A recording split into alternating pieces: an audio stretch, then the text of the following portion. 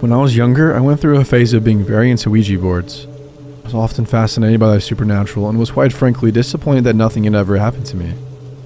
That changed during a sleepover that I attended in 3rd grade. Myself, along with 5 or so other girls from my class, were staying the night at the house of another classmate of ours. Nothing of significance happened until later after her parents had gone to bed. We had played light as a feather, stiff as a board, and Bloody Mary. To no avail, so we had essentially given up on our mission to make contact with the beyond. Until one of the girls, who was my best friend at the time, smiled and pulled something out of her bag. It was a Ouija board. The host of the sleepover was instantly really upset and demanded that it be taken out of the house. We asked her why she was so mad about it, but she didn't really have a reason. She just insisted that we put it away or else her mom would freak out. Her mom was really religious, so we just assumed that it was a superstitious thing. The girl whose board it was would not accept that as a valid reason to stop, so we started to play. No one except me, the girl who the board belonged to, and the sleepover host really believed. We had asked several questions, and so while the pointer did move, they attributed it to be me or my best friend moving it. They say that the pointer moves because someone playing is subconsciously moving it. That could have been true, so we decided to ask a question that I knew for sure I only knew the answer to. I intentionally did not put my hand on the piece to try and prove a point, and the piece started moving immediately. It had spelled 3 correct letters when my friend's mom came into the room. I'll never forget the expression on her face. It was one of pure terror and absolute disgust. I went to school with this girl and was one of her best friends from ages 5 to 13. I knew her mother very well, and never before then, or since then, have I seen her so profoundly upset. She was so livid that she actually called everyone's parents at 2 a.m., insisting that they come pick us up. Ouija boards usually have some sort of sun, moon, some other contradicting nature type things in the top corners. The one we played with had an open eye in the left upper corner and a closed eye on the right. When we went back to pack up our stuff, we noticed that it had moved from the letter we had left it on, and it was solidly over the open eye. My friends and I looked at each other and decided it would be best not to share that with anyone else, so as to not cause unnecessary panic. When school started on the next Monday, we all ran up to the host asking what the hell had happened and why her mom got so upset. She was visibly shaken and did not want to talk about it. After being goaded all day by everyone who had attended the sleepover, she finally cracked. The story went that when her mom was in high school, she had this group of friends that she hung around with pretty much constantly. 2 members of their group were dating. One day when they were juniors, they decided to play with the Ouija board. I also decided to ask the one question that you're not supposed to ask. When am I going to die? One by one, they took turns asking this, and the board gave them all the answers. Curiously, the couple both got the same date. For a while, everyone kept the dates in the back of their minds, but as the years went on with no deaths, they lost their impact. The couple stayed together throughout college, and one weekend, the boyfriend took his girlfriend on a trip with the intention of proposing to her. They were both murdered. A murder that has gone unsolved, on the day that the board had predicted that they would both die. Now, I have no way of verifying the authenticity of her story, but based on the reaction of my friend's mom and the manner with which my friend retold the story to us, I have no doubts in my mind that it is true. Now, it has been 15 years since this happened, and nothing has happened in regards to the board resting on the open eye, but I now refuse to participate in Ouija boards, and I strongly urge anyone who expresses interest not to as well.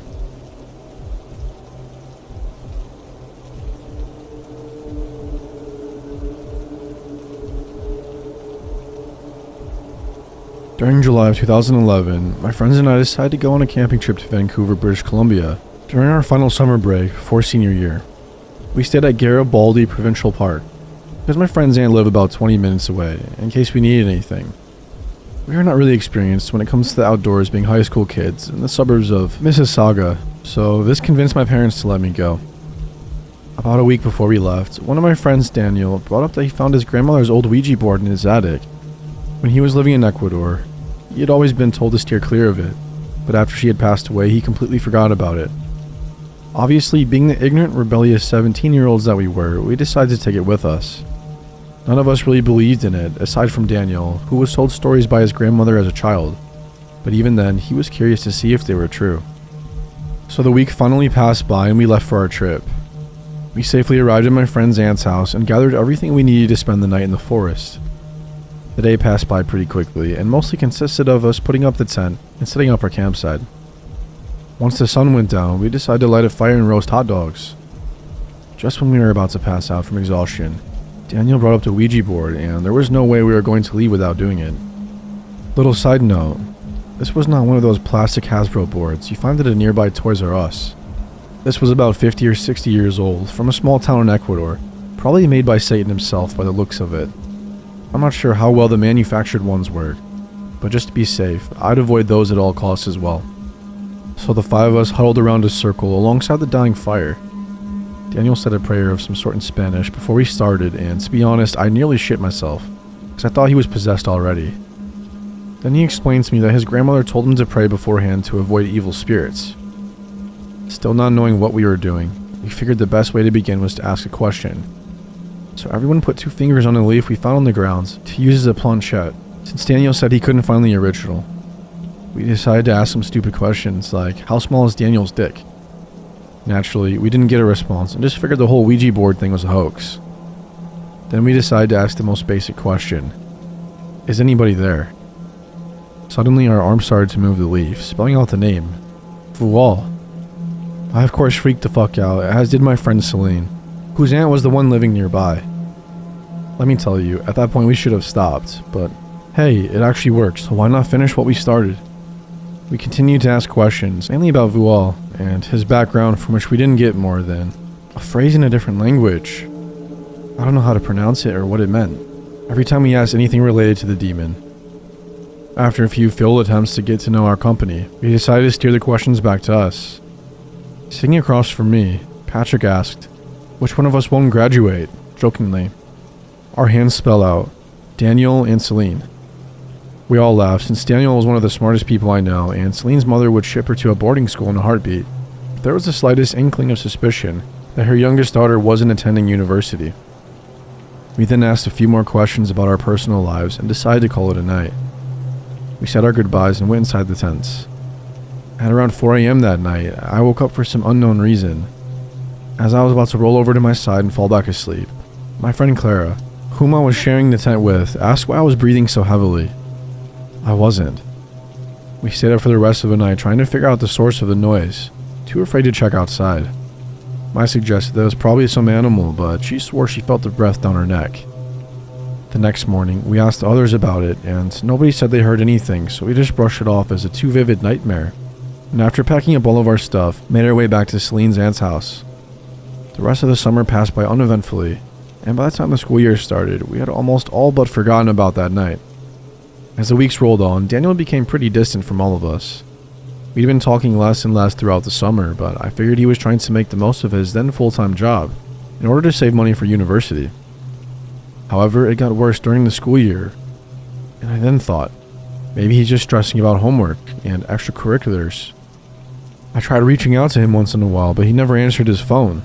When I saw him at school, he looked as if he hadn't eaten or slept since the Cold War. Then one night, I got a phone call from Clara. She was late to pick me up, because the highway had been closed, and driving by Daniel's house, she noticed 2 police cars parked outside. We drove by his house later that night, but the cars were gone, and of course, he didn't answer his phone. So we figured we'd just corner him at school tomorrow and ask what happened. However, he didn't show up the next morning, and neither did Celine. It wasn't until that evening that I found out what happened. Daniel had stabbed Celine 17 times and dumped her body in a river near the school, and shortly after disappeared. When they found Celine's body, she had the words of the phrase that the demon had us spell out engraved down her left arm.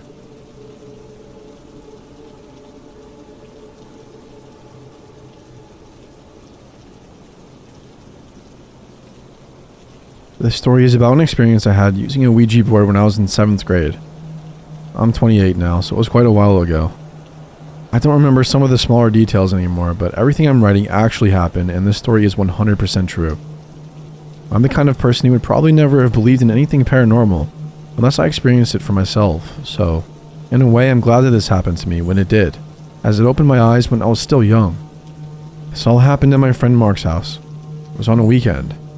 Me and 3 of my friends had been hanging out at Mark's house all afternoon. Mark's parents were going out all night, and they had a rule that no friends were allowed over when they weren't there, so we were all getting ready to leave. Mark's parents were both doctors and insanely strict. He used to get grounded for weeks at a time for the most ridiculous reasons. I remember him getting grounded one time for one of his friends calling his house during dinner time. Needless to say, we were all pretty surprised when his mom came upstairs and told us that we could all stay over there that night, as long as we were good. In those days, having a house free of parents was a huge deal, and we were all really excited. Before I go on, let me explain the layout of the house real quick. It's a nice neighborhood, but the lots aren't that huge. A typical garage would take up most of the width of the house. The houses are long. His house had a garage in the front. There was a walkway along the side of the house that leads to the front door, which was in the center of the house. When you walk in, there's a small guest bedroom to your left, and the entrance to the garage at the far end of the left wall. To your right, there is a large open family room with huge vaulted ceilings. At the far end of the family room was the entrance to the kitchen and dining room area at the back of the house. Directly across from you is a wraparound staircase leading upstairs. Upstairs basically consisted of 2 bedrooms in the far end of the house and a master bedroom above the garage. They were connected by a walkway that overlooked the entire family room and entranceway. Directly above the entranceway was a small game room which has no doors and connected to the walkway right before the master bedroom. So anyways, after his parents left, a few of us ran home real quick to get a few things. We all lived pretty close and could skateboard from home, about 5 minutes. When everyone returned, one of my friends had brought a Ouija board he got a couple weeks before. We had used it one time before, but were eager to try it out again. We went upstairs to the game room to set it up, while Mark locked up the house and turned off all the lights downstairs. When everything was all set up, the house was completely dark, except for the dim ceiling fan light we had on so we could see. I honestly can't remember the specific questions we asked for the responses we got, but I do remember 2 brief interactions that went to goodbye before this got weird. By this time, we were all pretty into it, and the questions were more provocative. I distinctly remember immediately feeling that this one was more intense than the previous times, and I was getting kind of nervous. The responses weren't the kind that a typical 7th grader could come up with, even if they were controlling it, which is basically what I assumed the Ouija board was up until this point. Questions that could be answered with yes or no would be spelled out, and the responses were more menacing than before. Everyone there was getting scared. You could see it in their faces, but nobody wanted to act scared. Then my friend Brad, who had been asking most of the questions, blurts out, "Prove it, do something." There was a few seconds of pure silence. Any sound whatsoever would have probably scared us to death. Just as I was starting to feel relief, there was a gut-wrenching shriek from the cat downstairs. Directly below us, followed immediately by the sound of shattering glass on the tiled floor. I can't explain the fear I had at that moment. Everything was blurred for a moment. The next thing I remember, we were all huddled up in the back of the game room. All you could see outside the room past the walkway was the top half of the stairway leading upstairs from the entryway. We watched those stairs for what seemed like 15 minutes without saying a word. At some point, we decided we had to go check out what happened. We all grabbed whatever makeshift weapons we could find. I think I had a pencil, and slowly made our way downstairs as a group. When we got around the corner of the staircase, the first thing I saw was the cat. It was still hissing, back arched, and scared to death. It was on the top of a cabinet about 10 feet from the stairs. At the bottom of the stairs was a giant puddle of water and shattered glass. It was one of those snow globes, the ones that are about the size of a small watermelon and weigh easily 10 to 20 pounds. As soon as we realized what it was, then it hit everyone that this very large, heavy snow globe had been on the cabinet where the cat was standing, 10 feet away from where it was smashed on the floor. Before this could even sink in, music suddenly started playing in the kitchen behind us. At this point, I'm literally so scared that I'm numb. We all ran into the kitchen and turned on the lights. In the middle of the counter, in the middle of the kitchen, is one of those Santa Claus toys that shuffles around and sings a song when you turn it on.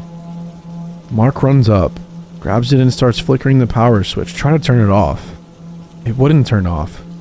He frantically hits it against the counter, and when it still wouldn't turn off, he threw it as hard as he could on the ground. I know this probably sounds ridiculous, but when the toy broke, the battery cover flew off and the toy had no batteries. The next thing I know, we're all upstairs in Mark's room, door locked and praying.